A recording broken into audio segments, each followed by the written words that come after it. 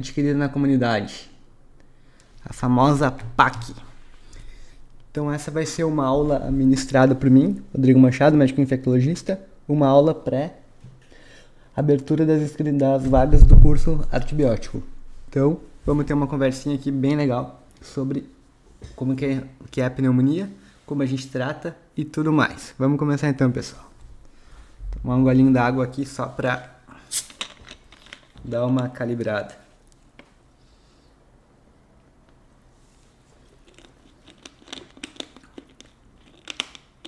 Bom, o que é pneumonia então?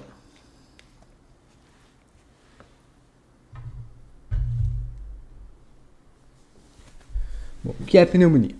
A pneumonia, ela nada mais é do que a inflamação do parênquima pulmonar. Isso, geralmente, é causado por micro-organismos. Na maioria das vezes, bactérias, vírus, fungos. No passado, nós tínhamos protozoário que causava pneumonia, que era o Pneumocystis gyrovese, né, que hoje, o antigo Pneumocystis carini, que hoje é chamado de Pneumocystis gyrovese, ele causava pneumonia, né, pneumocistose, e só que esse micro-organismo passou a ser considerado um fungo, né? Nos últimos anos mudaram a etimologia dele para o reino de protozoa para o reino fungi, né, que é o Pneumocystis gyrovese. Até mudou de nome. Bom, hoje um protozoário que pode causar algum comprometimento pulmonar é o plasmódio, né? O plasmódio falciparum na malária grave tem a malária na sua forma pulmonar. Mas na maioria das vezes a gente vai estar falando de bactérias, de vírus e de fungo que causam pneumonia. Substâncias químicas podem causar irritação pulmonar, que daí a gente chama de pneumonite, né? Mas então a pneumonia é a inflamação do parênquima pulmonar causada por micro-organismos. Temos nessa imagem aqui um raio-x clássico de uma pneumonia comunitária. A gente pode ver, bem bonito, uma consolidação na base pulmonar esquerda, né? Uma consolidação bem bonita aqui na base pulmonar esquerda. Assim, bem clássico, assim, mais ou menos, a gente tá certinho aqui, setinha pequena, né? Que a grande foi do print da imagem, caso de um paciente atendido num plantão num dia desses. Mas podem ver a consolidação bem bonitinha aqui assim na base esquerda assim do pulmão. Então, a PAC é uma das principais causas de mortalidade em todo o mundo. A apresentação clínica da pneumonia, ela é muito variável, né? A apresentação clínica da pneumonia, ela pode ser muito desde uma doença extremamente leve, de caráter benigno, assim que tu vai tratar em casa, tu vai tomar um clavolin em casa, vai tomar uma estromicina em casa, até uma síndrome extremamente grave com risco iminente de vida, né? A pneumonia, ela pode levar ao óbito por duas formas bem assim principais. Uma é o comprometimento, a insuficiência ventilatória aguda, né? Que tu vai estar com o pulmão tão acometido que as trocas gasosas vão ficar alteradas, o indivíduo vai fazer uma insuficiência ventilatória aguda, vai necessitar de ventilação mecânica e etc. E a outra forma é através do choque séptico, né? A pneumonia, ela pode acabar desenvolvendo o choque séptico, mais ou menos assim. Então, um quadro benigno que tu vai tratar com azithromicina, com clavolin, com doxiciclina em casa, bem tranquilo, bem de boas, bem tranquilinho, vai tomar seus 5 a 7 dias de antibiótico e segue o jogo, segue o baile, perfeito. Ou tu pode tratar internado no hospital, por ter necessidade de oxigênio, digamos, em baixa titulação e etc. Ou até mesmo tu pode tratar na UTI, com suporte ventilatório, entubado, com ventilação pesada, fazendo hemodiálise devido à insuficiência renal aguda, pela disfunção orgânica que a sepse causa. E até mesmo tu pode ter pneumonias de evoluções catastróficas e quadros rapidamente fatais, como a pneumonia causada pela bactéria Yersinia pestis. A peste pneumônica, na sua forma mais grave, causa uma pneumonia inexoravelmente letal, que tu vai morrer em 24 a 48 horas. É um quadro brutal, um quadro galopante. O Covid, propriamente, na sua forma grave, causa no naquele acometimento pulmonar maciço que o Covid causa, também é um quadro brutal, assim, o indivíduo, a mortalidade é altíssima, né? Então, uma doença de um espectro ambulatorial leve, entre aspas, benigno, até uma doença extremamente grave e com alta taxa de letalidade. É um espectro imenso. É uma doença, sim, que a gente tem um espectro de gravidade que é muito grande. E é uma doença muito comum. Aposto que todos aqui conhecem alguém que já teve pneumonia. Atendem todo dia nos seus plantões pneumonia. É uma das principais causas de internação. É uma das maiores causas de mortalidade em paciente hospitalizado no mundo inteiro. Então é uma doença que nós, como médicos, temos que ter um domínio absurdo dela, porque é muito comum. E não importa a especialidade, não tenho que ser infectologista, pneumologista para saber tratar essa doença. Qualquer médico tem que saber tratar essa doença de maneira extremamente hábil. É inaceitável não saber isso. Então, o diagnóstico da pneumonia geralmente requer, isso é o que a literatura fala, uma opacidade na imagem do raio-x de tórax, ou uma tomografia na imagem do tórax, num paciente com uma síndrome clínica compatível. Febre, dor ventilatória dependente, tosse, geralmente produtiva, dispneia, produção de escarro purulenta e um raio-x com uma opacidade. Neste raio-x aqui, é um raio-x de um paciente com pneumonia por SARS-CoV-2, ou seja, pneumonia por Covid-19. Vemos um acometimento bilateral, não está tão simétrico assim, mas um acometimento bilateral. Vamos colaborar com a imagem para a gente dizer que a doença lê o livro, uma imagem com infiltrado parcialmente simétrico, né? Podemos até, raio-x é ruim para a gente ver isso, mas podemos até pensar numa infecção bacteriana secundária, por ter uma consolidação mais maciça, assim, mais brutal no lado esquerdo do que no lado direito.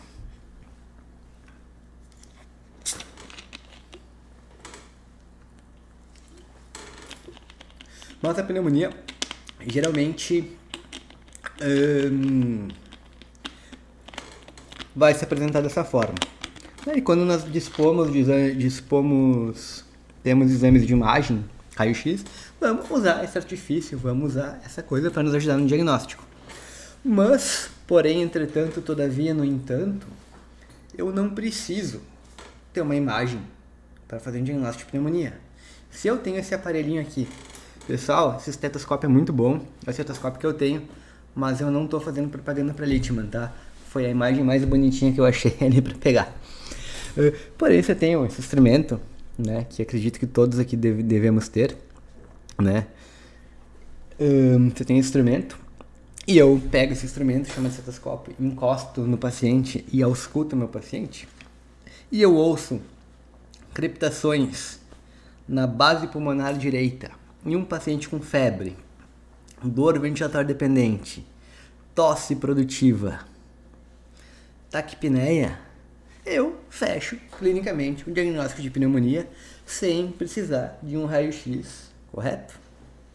Ou se eu ouço uma crepitação na base pulmonar esquerda, no centro pulmonar, em todo o pulmão esquerdo, eu estou fechando, eu não preciso do raio-x para fechar esse diagnóstico. Obviamente, se eu tiver imagem, o raio-x, eu vou usar esse artifício, vou usar isso, até para ver se tem tensão, para ver se não tem complicação, se não tem derrame pleural parapneumônico, se não tem imagem sugestiva de abscesso, se não é uma tuberculose, uma cavitação, se não é uma pneumonia necrotizante com pneumatocele. Obviamente, essas coisas eu vou ver, né? Se é uma pneumonia típica ou atípica, que depois a gente vai conversar mais ou menos o padrão de consolidação de cada uma, né? Mas não precisa do raio-x, né? O raio-x vai ser um adjuvante nosso. A gente com esse instrumentinho aqui, a gente consegue fazer diagnóstico sim, de forma muito tranquila. Então, só antes da gente entrar no grosso da aula. Pessoal, esqueci de falar. Importante. Deixa eu até tomar um golinho d'água aqui.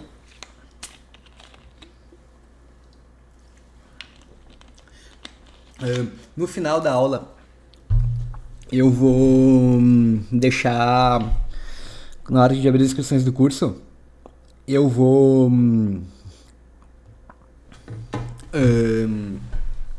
deixar cupom de desconto. Esse cupom vai ficar válido por 7 dias com 20% de desconto para quem quiser se inscrever no curso Artebiótico Pro. Tá, vamos voltar agora, para mim não...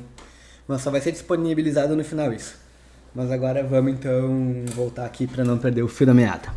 Então, a pneumonia, ela pode ser subdividida em duas síndromes clínicas, tá? Temos a pneumonia adquirida na comunidade, que é a PAC, que refere-se a uma infecção aguda adquirida fora do hospital, e temos a pneumonia nosocomial, que novamente se subdivide em dois espectros, a pneumonia hospitalar e a pneumonia associada à ventilação mecânica.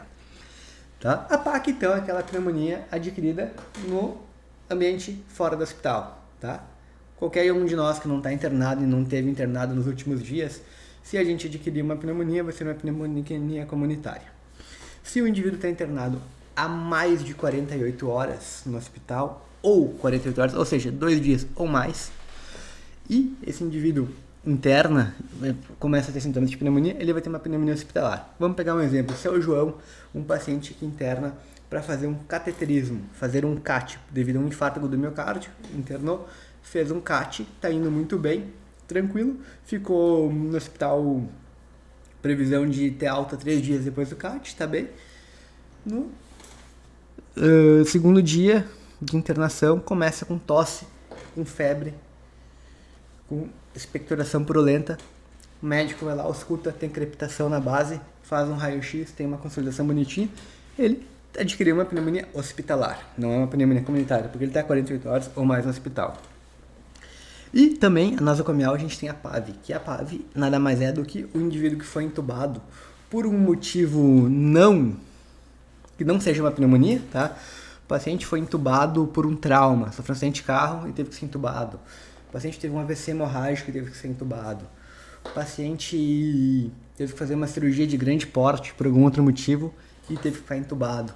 E esse indivíduo está entubado, está na UTI, quando por 2 dias ou mais após a intubação, né, ele começa a apresentar aumento da secreção purulenta no TOT, né, que é o tubo orotraqueal, febre, instabilidade hemodinâmica, o raio-x apresenta alguma nova consolidação ou aumento de uma consolidação antiga já vigente, a gente vai considerar que esse paciente tem a PAV, que é a pneumonia associada à ventilação mecânica, que é um quadro que aumenta muito o custo de internação hospitalar e, por conseguinte, né, aumenta o tempo de IOT, o tempo de tubo, e o tempo de internação e de mortalidade também. É uma condição bem comum, assim, que temos que cuidar. Tá, vamos lá. Vamos voltar para a nossa pneumonia adquirida na comunidade, nossa pneumonia comunitária, que é o foco. Só tive que abordar esses temas com vocês para a gente ter os conceitos bem definidos. A pneumonia comunitária se divide em pneumonia típica e atípica. Essa é uma subdivisão na literatura bem bonitinha, bem interessante. Porém, entretanto, no entanto, muitas vezes a gente pode ter uma miscelânea clínica, a gente pode ter uma mistura de sintomas assim e não fica bem claro, ainda mais em paciente idoso, paciente multicomórbido e etc. Mas no paciente jovem, rígido, geralmente essa subdivisão é bem mais fácil, é bem mais tranquilo. Então vamos lá. A pneumonia típica, correto? É aquele quadro que a gente vai ter um paciente com sintomas típicos, perdão na redundância, mas o que é um sintoma típico de pneumonia? É febre, geralmente alta, maior que 38 graus. Dor ventilatória dependente, que é aquela dor violenta na respiração, assim, na hora de respirar, de puxar o ar, tu vai sentir aquela dor, aquela que é uma dor tipo fincada, uma dor tipo facada, assim, que é a dor de origem pleurítica, dor pleural, né? Vai puxar e vai sentir. Febre, como eu já falei, geralmente alta. Tosse produtiva, escarro purulento, tá? Aquele escarro purulento, assim, aquela tosse, vai fazer aquela expectoração. geralmente precedido por sintomas gripais anteriores. Isso é mais ou menos a pneumonia típica, tá? Que são causadas geralmente por esses germes aqui. O Streptococcus pneumoniae, que é o pneumococo, é a causa mais comum de pneumonia no mundo inteiro, tanto no mundo desenvolvido quanto no mundo subdesenvolvido. Tanto em pneumonia leve, que vai ser tratada ambulatoriamente, como em pneumonia moderada, que tem que ser tratada em leito hospitalar de enfermaria, quanto a pneumonia grave e crítica, que tem que ser tratada em leito de terapia intensiva. Mais ou menos isso, tá? A pneumonia, então, típica é isso aí. E daí, o principal germe é o pneumococo, seguido pelo Haemophilus influenza, que devido à vacinação diminuiu bastante a incidência, né?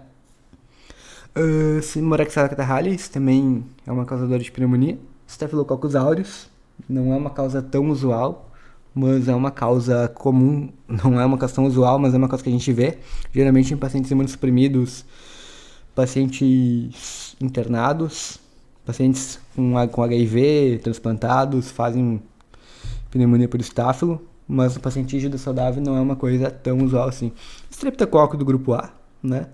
E bactérias gram-negativas aeróbicas, como as enterobactérias, Klebsiella pneumonia popular, Escherichia coli, Pseudomonas aeruginosa, que às vezes podem ser causas também de pneumonia comunitária. E as bactérias microaerófilas e aeróbicas, que são associadas à aspiração, que são as bactérias que compõem a nossa flora oral normal do indivíduo saudável. Então, tu vai aspirar e pode ter pneumonia por bactérias anaeróbicas, como a Provetella, que é um exemplo, e microaerófilas, como Streptococcus microaerófilos, que são germes que habitam a nossa mucosa, a nossa flora, a nossa microbiota oral. O termo correto é microbiota, não é flora. Nossa microbiota oral. E também, depois a gente vai falar que foi descoberto recentemente uma microbiota pulmonar, uma microbiota alveolar. Mas isso fica para depois. As bactérias atípicas, então, que segundo a literatura o termo atípico refere-se à resistência intrínseca desses organismos aos antibióticos ditos beta-lactâmicos e sua incapacidade de serem visualizadas na coloração do GRAM ou cultivadas por técnicas tradicionais. Exemplo disso é o Mycoplasma pneumoniae, a Chlamydia pneumófila, a Chlamydia psittaci, a Legionella pneumófila, a Coxiella burnetii, são os principais exemplos que nós temos, tá? Essa imagem é uma imagem de microscopia eletrônica do bacilo da Legionella pneumófila, uma bactéria que causa a doença dos legionários, uma pneumonia grave. E na sua forma menos virulenta, que ela causa uma faringite, é chamada de febre de Pontiac. Mas a febre de Pontiac geralmente não faz doença grave, porque não vai fazer diagnóstico de legionela. É raro fazer o diagnóstico, mas a pneumonia por legionela é uma pneumonia que quase sempre leva o indivíduo à internação, porque é uma doença mais grave. Mas geralmente a pneumonia típica é uma pneumonia mais de boas, mais benigna.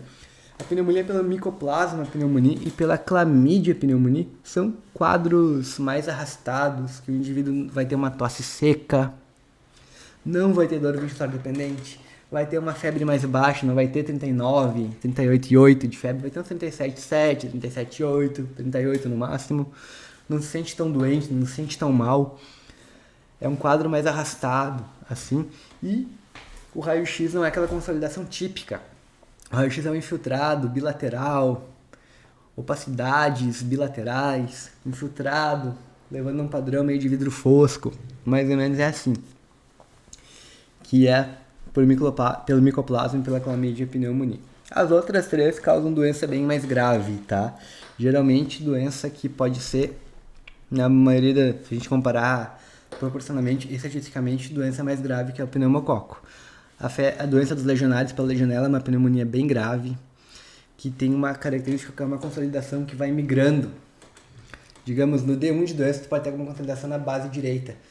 No dia 3 de doença, tu pode ter uma outra consolidação em ápice esquerdo. Essa é uma característica típica, assim, um acometimento hepático também, tu tem elevação de provas canaliculares, de TJ, IgP, bilirrubina, a legionela causa isso também.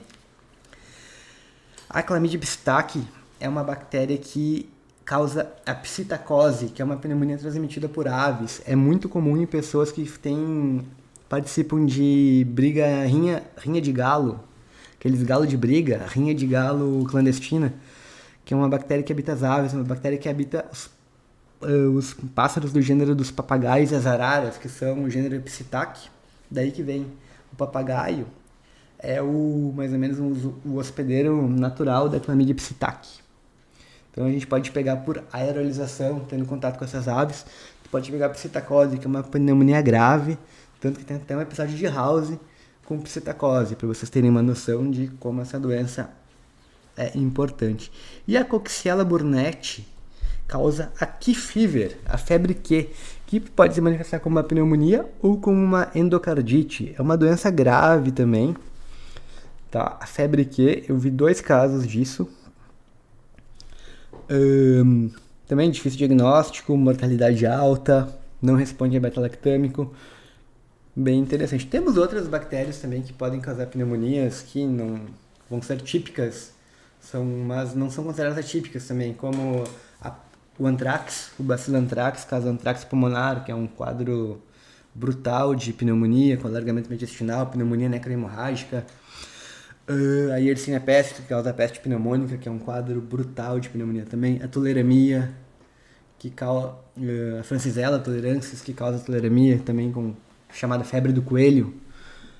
É um quadro bem grave também. Temos os vírus respiratórios, que são grandes causadores de pneumonia também, principalmente os vírus da influenza A e B, H1N1, H3N2 e por aí vai. A síndrome respiratória aguda grave, causada pelo SARS-CoV e pelo SARS-CoV-2, o coronavírus da pneumonia asiática, da epidemia de 2003 e 2002-2003, que causou pneumonia asiática, o SARS-CoV.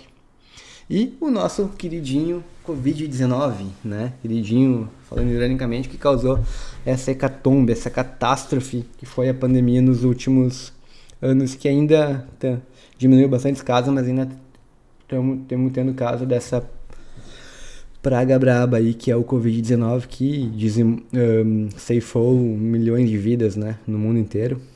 Então, é muito triste, mas é uma causadora também bem comum de pneumonia, né? Temos outros coronavírus que podem causar pneumonia também, como esses outros aí, que é bem mais raro, são vírus com uma virulência bem mais baixa. Rinovírus, parainfluenza, adenovírus, bem mais raro também, sistema respiratório, geralmente em criança pequena, causa. Metapneumovírus e bocavírus. Mas principalmente a gente fica nas 2 primeiras linhas, os influenza e o SARS-CoV-2, né? O SARS-CoV-1 a gente não tem mais caso também documentado. Foi só naqueles anos ali e o vírus mais ou menos sumiu. Agora, quero entrar com vocês na questão da patogênese da pneumonia adquirida na comunidade. Também podemos entender essa questão da patogênese se a gente for pensar na pneumonia... Se a gente for pensar na pneumonia hospitalar também.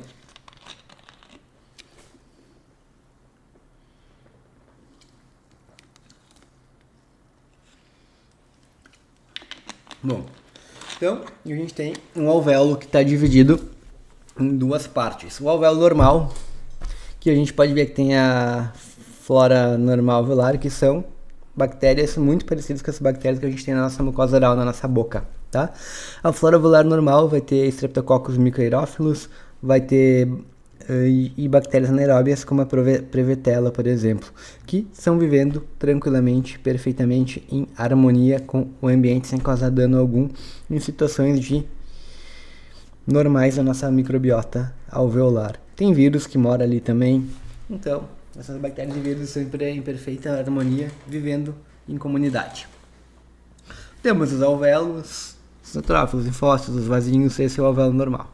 Aí um intruso chega no local. O exemplo aqui que deu, o pneumococo, o Streptococcus pneumoniae, entrou no espaço alveolar. Começou a se multiplicar. Só que para se multiplicar, ele tem que brigar com a microbiota local. E ele brigando com essa microbiota local. Ele é um germe mais forte, mais postante, mais parrudo, né? Que esses anaeróbiozinho de merda aí, esses streptococo, microilófilo, pneumococo, faz aqui pra eles, né? E começa a produzir. E a produção, essa reprodução, chamou a atenção das células de defesa. Daí os macrófagos vão lá e começa uma inflamação. Essa inflamação vai gerar exudato alveolar, ou seja, vai gerar a produção de secreção de pus, que vai entupir esse alvéolo. E aí, o pneumococo vai pular de alvéolo em alvéolo até que vai causar a consolidação pneumônica. Mais ou menos é isso a fisiopatologia da pneumonia. Muitas vezes tem pessoa, o que acontece também, a pessoa tem uma infecção viral, pode ser uma gripe, alguma coisa, que isso vai baixar a imunidade, e essa infecção viral vai chegar no pulmão também e vai causar algum dano, vai causar alguma alteração, vai causar uma disbiose alveolar, tá? Teremos uma disbiose da região alveolar. Esses germes vai ter uma morte, alguma coisa desses germes, ou um vai crescer mais que o outro, vão brigar entre si, devido ao vírus. Isso vai tornar o ambiente também mais propício para o pneumococo chegar lá e dominar, tá? Vamos pensar um país destruído pela guerra. Vamos pegar um exemplo que vai ficar como a Europa após a Segunda Guerra Mundial, assim, toda destruída, assim, daí qualquer um que chegasse ali poderia dominar. Então, vamos agora falar um pouquinho sobre o tratamento, tá? Temos o guideline da Sociedade Americana de Cirurgia Torácica e da Sociedade Americana de Doenças Infecciosas, o CHEST e o IDSA, né? Que de 2019, que eles orientam o seguinte: tratamento ambulatorial em paciente rígido sem comorbidade, tu vai usar ou amoxicilina ou doxiciclina. Esse é o tratamento, tá? Não precisa ter inibidor de beta-lactamase, o correto. A amoxicilina vai pegar bem, só não vai pegar uma pneumonia por germe atípico. Todo o resto, a princípio, pega. E a doxiciclina pega tudo, pega típico e atípico. É uma tetraciclina, um excelente antibiótico.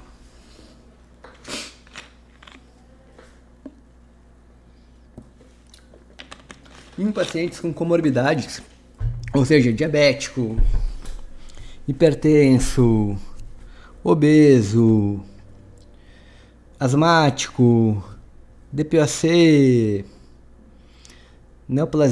com neoplasia, paciente oncológico, ambulatoriamente, num quadro leve, tu vai usar amoxicilina com clavulanato ou cefalosporina de segunda geração. Estou dando um exemplo da cefuroxima, mas pode ser cefaclor também.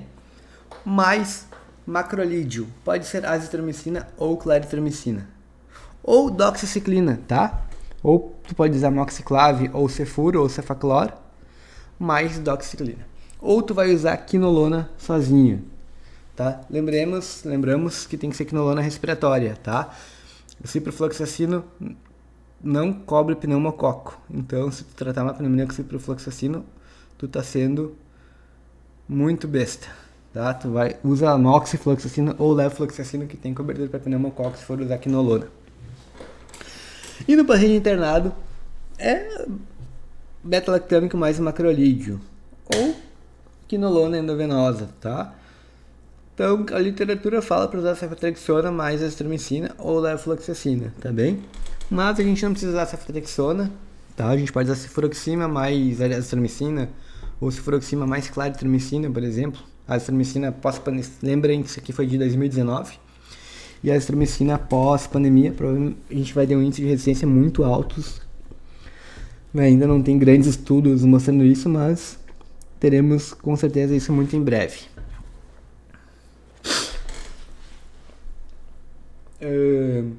Ou pode usar quinolona em monoterapia, né? Mas também quinolona em paciente idoso não é o bicho, tá? Então esse é o documento, o artigo, o guideline do ano de 2019 da Sociedade Americana de Cirurgia Torácica e da Sociedade Americana de Doenças Infecciosas. Saiu em agosto de 2019. Agora vamos falar do tratamento pelo infectologista, o tratamento antibiótico. Como nós vamos tratar pneumonia? Todo mundo que está aqui nessa live, todos os meus alunos do curso tratam pneumonia da seguinte forma. Vamos pensar no paciente ambulatorial, tá? Com comorbidade. Sem comorbidade, segue o guide. Com comorbidade, tu vai dar Clavulin ou acetilcefuroxima via oral, mais um antibiótico macrolídeo, ou, tá? Tu vai dar a tetraciclina, que é a doxiciclina.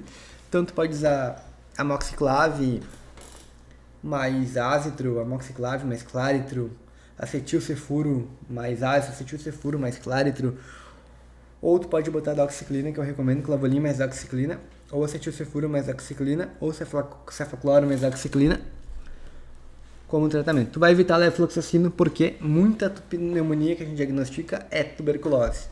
Tuberculose até pode se manifestar na forma de pneumonia tuberculosa. Então, todas aquelas pneumonias mal curadas, que eu aposto que muitos de vocês já atenderam, aquele paciente que está usando Clavulin há 10, 12 dias e segue com febre, segue com tosse, consolidação piorando, consolidação meio que virou uma cavitação, aquela consolidação no lábio superior, assim, abre o olho, tá, que deve ser TB, e se tu der levo para TB, o que vai acontecer? O paciente vai melhorar, ele vai dar uma boa melhorada, vai ficar algumas 2, 3 semanas bem, e depois vai recrudescer, vai voltar aos sintomas. E lembramos que quinolona é terapia de segunda linha para tuberculose, e tu dando um remédio que é um antituberculostático em monoterapia para o paciente, simplesmente você vai tá turbinando o Mycobacterium tuberculosis, vai estar turbinando o bacilo de Koch, e dessa forma ele vai estar ajudando muito a aumentar o índice de tuberculose MDR, XDR, que é tuberculose multiresistente, que acredito que em breve será um problema de saúde bem importante aqui no país. E cuidado com ceftriaxona, tá, pessoal? Ceftriaxona, ele é o maior indutor de resistência bacteriana que se conhece. Não só ele, mas as outras cefalosporinas de terceira geração também. Mas a mais usada no mundo inteiro, de longe, é o Rocephin com ceftriaxona. Ele é o germe que mais causa pressão seletiva para a gente tirar bactérias gram-negativas e SBL. Tá? Então, se usar, usa com decência, usa direito. Tá? A dose para pneumonia é 1 grama de uma vez ao dia. Se doença grave, paciente entrando em insuficiência ventilatória, necessitando de A2, hipotensão, pontuação alta no score de Kirby 65, daí tu pode usar 2 gramas uma vez ao dia, tá? Mas geralmente é 1 grama uma vez ao dia. Mas se tiver outras opções, se tiver Clavulin, usa Clavulin, tá? Se tiver acetilcefuroxima, que é a forma endovenosa da cefalosporina de segunda geração, né, do cefuroxima e acetilcefuroxima, o cefuro EV ou acetil EVO. O acetil tu vai usar ambulatorial. O cefuro tu vai usar EV. Se tiver cefuro, dá preferência pelo cefuro. Induz bem menos resistência bacteriana, tá bem? A indução de resistência bacteriana é bem menor, tá? Na segunda geração do que na terceira geração. E a gente falar aqui em locais com recursos mínimos, tá? Que tu tem pouquíssimo antibiótico, não tem antibiótico, tu tá trabalhando numa UPA clandestina, tá trabalhando num lugarzinho ruim assim, tá bem? Tratamento em locais com recurso mínimo, tem que lembrar que não existe milagre, tá? A bactéria não vai se curar sozinha, a bactéria não vai ter uma melhora boa assim. É necessário ter as drogas para o tratamento correto, tem que ter no mínimo uma ceftriaxona, uma cefuroxima, um Clavulin. E caso não tenha um recurso adequado, né, usa o que tem, né, e providencia a transferência do paciente o mais breve possível.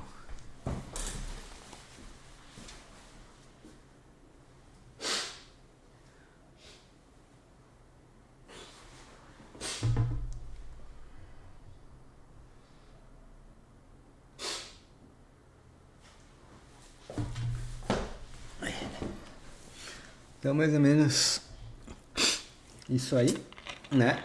Em locais com recursos mínimos.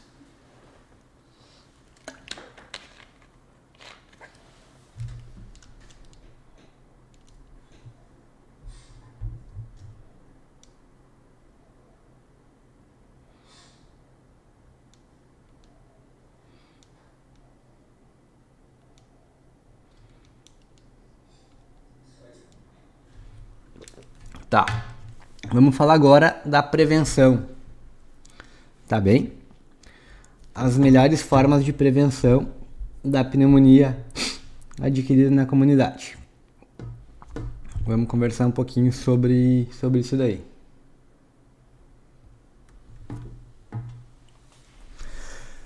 Parar de fumar. Pacientes que são tabagistas, né? Por que é importante parar de fumar? Não é só na questão do câncer de pulmão, assim, mas o que acontece? A gente foi descoberta a microbiota pulmonar, né? Microbiota alveolar.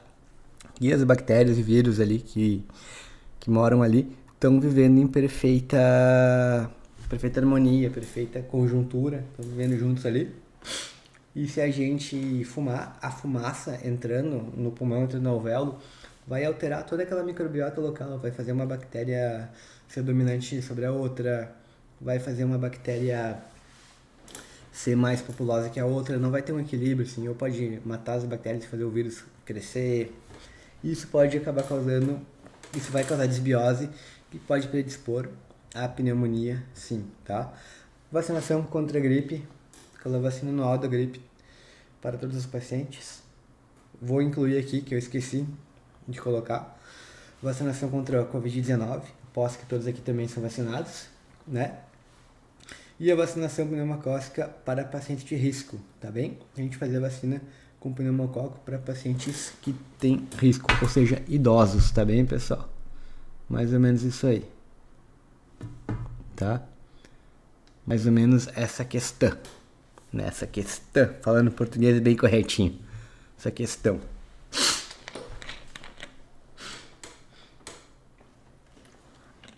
Agora, né?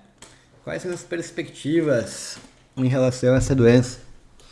A pneumonia adquirida na comunidade. Quais são as perspectivas em relação a isso? A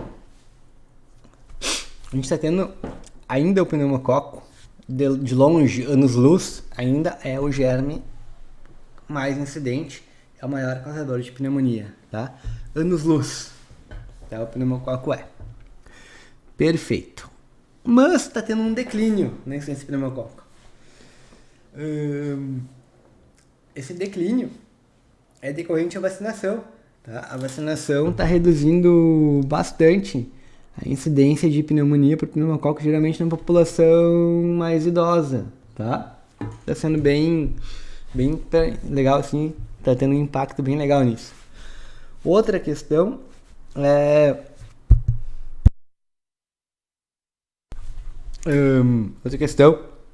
o aumento do reconhecimento de outros vírus respiratórios. Agora, com toda a técnica de biologia molecular, né, exames de PCR, né, que é a reação de polimerase em cadeia, né, toda essa tecnologia de biologia molecular, tudo isso, a gente está tendo um reconhecimento de novos patógenos, novos germes, né, novos vírus, que podem ser vírus que habitam no nosso alvéolo sem causar dano e estão em perfeito equilíbrio ali no microbioma alveolar, né? Estão em perfeito equilíbrio ali, de forma bem adequada, assim, estão vivendo ali com as bactérias que habitam ali também, né? Que outrora pensava-se que o alvéolo era estéril, não tinha nenhum germe que morava no alvéolo. Daí, recentemente, teve essa descoberta do microbioma pulmonar, que tem essas bactérias como as anaeróbias, exemplo da Prevotella, e Streptococcus microaerófilos, que são os germes que habitam a mucosa oral, e alguns vírus que habitam ali, e muitos desses vírus ainda a gente não conhece, né? Muitos desses vírus ainda não se tem conhecimento. E com esses exames de alta tecnologia, tá tendo um aumento, assim, uma melhora, uma detecção, conhecimento de novos germes, né? Quando vê, daqui a pouco surge um novo coronavírus, surge um novo vírus lá que é um grande causador de pneumonia também, né? Outra questão, né, que a lei que é controversa com o aumento do reconhecimento é a baixa taxa geral de detecção de patógenos. Em torno de 50% de todas as pneumonias no mundo, a gente não tem identificação do patógeno. É um número bem alarmante, né? Assim. Isso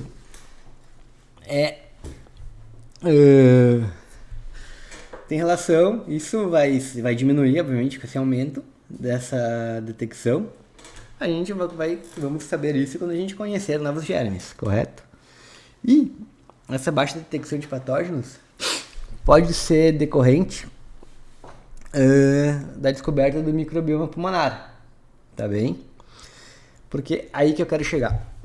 Até tomar uma água aqui pra dar uma olhadinha na garganta.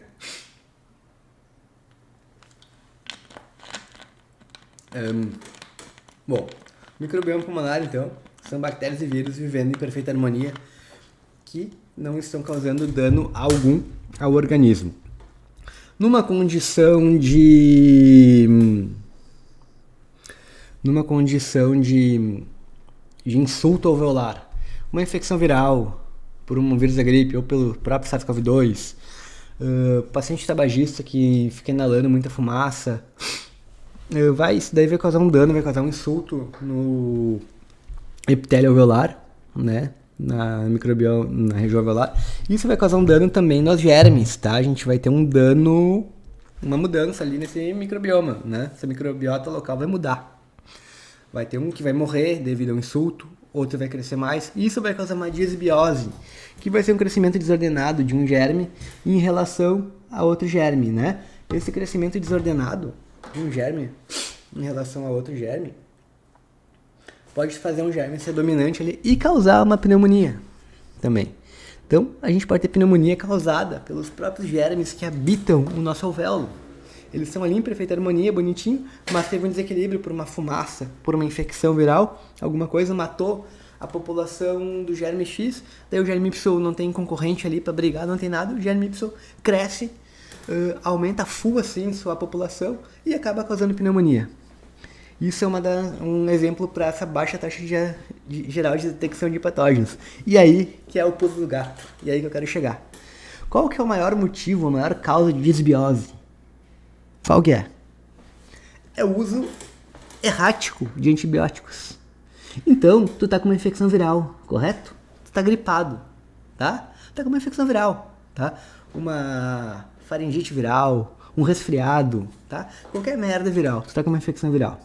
Aí tu vai procurar atendimento. E aí o doutor lá te prescreve a merda da azitromicina. Te prescreve a porra do antibiótico por uma infecção viral. Prescreve uma merda do antibiótico para vírus. O que vai acontecer? Esse antibiótico não vai fazer nada no vírus. Vai fazer só nem carinho. Não vai fazer nada, vai passar longe do vírus. Mas esse antibiótico vai atacar teu Streptococcus microaerófilo, tua Prevotella e todos os outros germes, todas as outras bactérias que habitam a tua microbiota normal, que habitam o microbioma do teu alvéolo. Então, a merda do antibiótico vai acabar com todas as bactérias, vai matar 90% da população das bactérias que estão no teu alvéolo. E aí, o que vai acontecer? Tu vai ter uma disbiose, ou seja, tu vai ter um desequilíbrio do teu microbioma, da tua microbiota. E isso vai facilitar muito um germe que é um pouquinho mais forte, que está ali, aumentar a full sua população assim que tu parar de tomar antibiótico. Então um vai crescer muito mais que o outro, que vai estar quase morto, que vai estar ali agonizando, convulsionando no chão. Vai aumentar. E isso vai causar pneumonia. Então você vai ter uma pneumonia por um germe que habita seu alvéolo, um germe que mora ali de forma adequada, que está em equilíbrio, está no teu corpo, está sendo uma parte importante do teu microbioma, só que que não é patogênico, só que com esse desequilíbrio, essa disbiose, a população desse germe vai subir a full, vai crescer um monte, e ele vai se virar patogênico e vai causar uma pneumonia. Então, aí vem a ironia. Tu prescrevendo antibiótico para esse paciente, tu vai estar causando aquilo que tu estava tratando, entendeu? Tu vai causar o que tu estava tratando erraticamente. Então, lição para a vida, pessoal. O antibiótico para doença viral é altamente prejudicial e tu pode causar aquilo que tu estava tratando. Frase de impacto, hein? Prescrever azitromicina para doença viral, que aposto que acontece em 99% dos atendimentos por aí, em plantões, né? É um número bem alto que acontece. Tu vai estar causando o que tu erraticamente estava tratando. Interessante, né? Trash, né? Bom, pessoal, então, mais ou menos é isso, tá? A partir deste momento, encerrando aqui, as inscrições do curso Antibiótico Pro estarão abertas, tá bem? O link de inscrição eu vou mandar por e-mail e vai estar na bio do meu Instagram também, daqui no encerramento aqui da aula, da live, tá bem? Quem quiser pegar o link agora é esse aqui, para chegar para a página de vendas. Daqui a pouco vai estar disponível, as vendas vão estar abertas a partir de agora. E como eu prometi, para quem está até o final, temos um cupom de desconto, tá? Esse cupom dá 20% de desconto no valor do curso, que é um valor bem expressivo, esses 20% de desconto, e vai ter validade até domingo da semana que vem. Hoje é 16, então validade até o dia 23/10. E o cupom de desconto é ceftriaxonemia, tá bem? Então a gente vai, para entrar, a gente tem que medir nossa ceftriaxonemia. Esse é o cupom de desconto. Tirem foto, tirem isso daí, tá? Muita gente pediu para a aula ficar gravada por não poder ver, me mandaram várias mensagens, bastante coisa, então eu vou deixar essa aula gravada por 7 dias, tá bem? Até o dia, vai ficar aqui no canal do YouTube. E isso vai ficar até o dia 23/10, daí a aula junto com o desconto. Grande abração a todos, pessoal. Obrigado para quem participou.